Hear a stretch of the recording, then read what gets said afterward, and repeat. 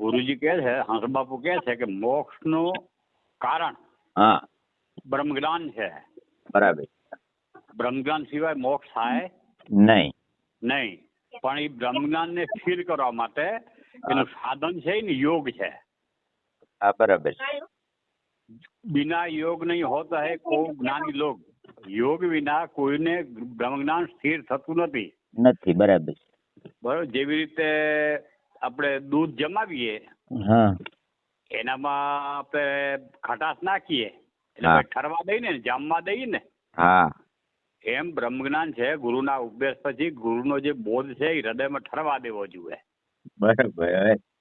હા, એના ઉપર એ ઠરે ને પછી એનું મંથન કરો ને તો એનામાંથી મહીને માખણ નીકળે ને પછી તૂપ થાય. હા તો કે આવું ન કરી, આવું જો ન કરીએ તો બ્રહ્મજ્ઞાનની વાતો થાય.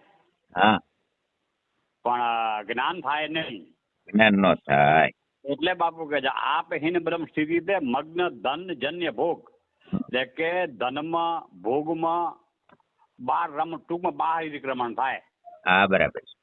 વાતો બ્રહ્મ જ્ઞાની થાય પણ બ્રહ્મની સ્થિતિ હોય નહીં. હોય નહીં. ખાલી ઘટ સંપજ્જ ઉદાહરણ આપે છે કે એ કેવા હોય બ્રહ્મની બ્રહ્મ સ્વરૂપમાં સ્થિતિ સિવાયના વ્યક્તિઓ કેવા હોય તો કે ખાલી ઘડા જેવા. જેમ ખાલી ઘડો હવાના યોગથી વાગતો હોય. હા બરાબર. એમ આવા સાધકો મને વાણીના જોરે ગાન તાનના જોરે ગાજતા હોય પણ કાંઈ હોય નહીં. કઈ હોય નહીં માલિક. હા કાંઈ હોય ખાલી માહિતી જ્ઞાન હોય, સ્વરૂપ સ્થિતિ થાય નહીં. બરોબર. એટલે બાપુ એ રાસ લખ્યો છે, જ્ઞાની યોગ વિના બ્રહ્મ જ્ઞાન કાચું જાણો રહે. બરાબર. કે જ્યાં સુધી યોગ થાય ને, યોગમાં શું કરવાનું હોય કે એક તો સદગુરુ મહારાજે આપણે બોધ આપેલો હોય. બરોબર. હા. હવે એ બોધમાં સ્થિર થવા માટે આપણે કોણ સ્થિર થવા દેતું નથી તો કે આપણી ચિત્તની વૃત્તિઓ. બરાબર. તો ચિત્તની વૃત્તિઓનો નિરોધ કરવો એને યોગ કહેવાય. બરાબર. યોગ ચિત્ત વૃત્તિ નિરોધ. યોગ વૃત્તિઓના નિરોધને ચિત્ત વૃત્તિના નિરોધને યોગ કહેવાય. આપણે જે ગુરુ મહારાજે સાધન આપ્યું છે એનામાં આપણી સુરતા લાગી જાય, એનામાં આપણી ચિત્તની વૃત્તિ લાગી જાય તો બીજા સંકલ્પો વિકલ્પો આસ્તે આસ્તે ઓછા થવા લાગે. બરાબર. સ્વરૂપમાં સ્થિતિ થાય. હા બરાબર. આવું વેદ અને શ્રુતિઓ કે છે. હા. એટલે જો આવું આપણે ન કરતા હોઈએ, યોગ આપણે ન કરતા હોઈએ તો જેમાં ભાણુદા હોય પણ માય ભોજન ન હોય. હા. ફાયદા સામે પડી હોય. હા બરાબર. તો એનામાં ભોજન ન હોય તો ભૂખ ભાગે ખરી? નો ભાંગે. હા તો એ કહે છે કે એવું જો તમે કરશો તો કામ નહીં બને. એના કરતા યોગમાં સ્થિર થાવ. યોગ વિના સ્થિર નહીં થાવે દેહ ઇન્દ્રિય મન પ્રાણ.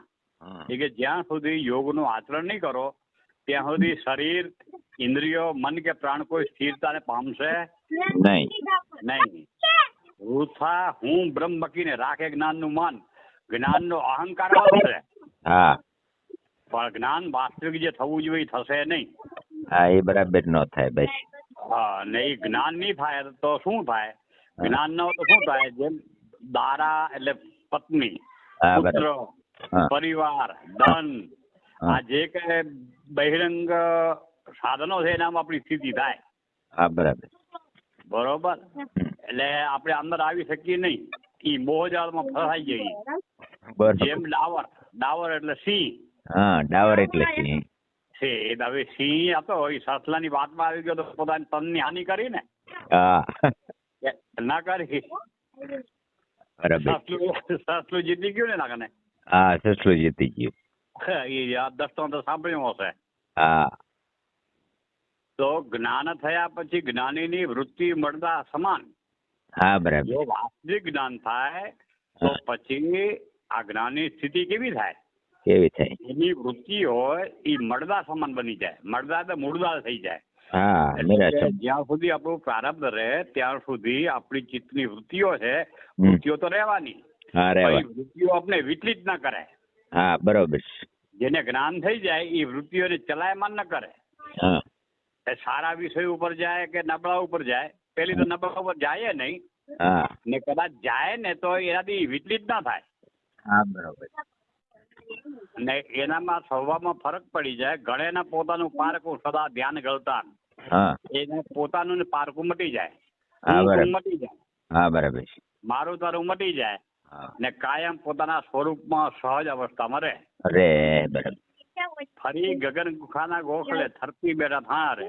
હા સાધના કરતા કરતા જે ભમર ગુફા છે, હા જે બ્રહ્મચંદ્ર છે, એનામાં પોતાની સિદ્ધિ બનાવી લે. હા ને વિના યોગ જે જ્ઞાન છે તે નપુસંક સમ કહેવાય. હા બરાબર. જ્ઞાન વિના, આ યોગ વિના જે પણ જ્ઞાનની વાતો કરીએ, હા બરોબર, હા તો એ નપુસંગ ને સંતાન થાય. નો થાય.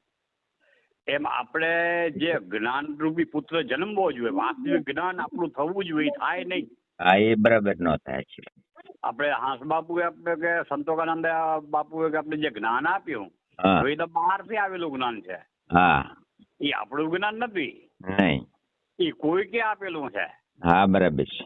કોઈકના દ્વારા આવેલું છે. હવે એ જ્ઞાન આપણું થઈ જાય, હા આપણા અનુભવમાં આવી જાય, હા ત્યારે વાસ્તવિક જ્ઞાન થયું કહેવાય. બરોબર છે. ને એવું જો નતો તું તો પછી લોકો શું નાચના કૂદના તાલકો પિત્તના એનામાં રમ્યા કરે. હા રમ્યા કરે બરાબર છે. બરોબર. હંસના બાંધજો વિશ્વાસ, આવી વાતોમાં વિશ્વાસ ન કરતા. હા બરાબર છે. નાચવું કૂદવું તાલને પીટવું ઠીક છે, ભક્તિનો એક પ્રકાર છે, હા એ જ સર્વસ્વ નથી. નહીં. બરોબર. અંતર્મુખ બનજો. હા જો નીવા બનો તો જેમ લુહાણો છે ને, લુહાણો ઠગી લે લોકોને, હા બરાબર છે. એમ આવા બકવાદી ગુરુઓ છે એ તમને ઠગી લેશે. એનો વિશ્વાસ કરતા એનો વિશ્વાસ નહીં કરવાનો. નહીં કરતા, એવું બાપુ કહેવા માંગે છે. બરોબર છે. સમજાણું ને લાલભાઈ? હા હા બરોબર. હા ભલે ભલે. ભલે. ઓમ શ્રી જય.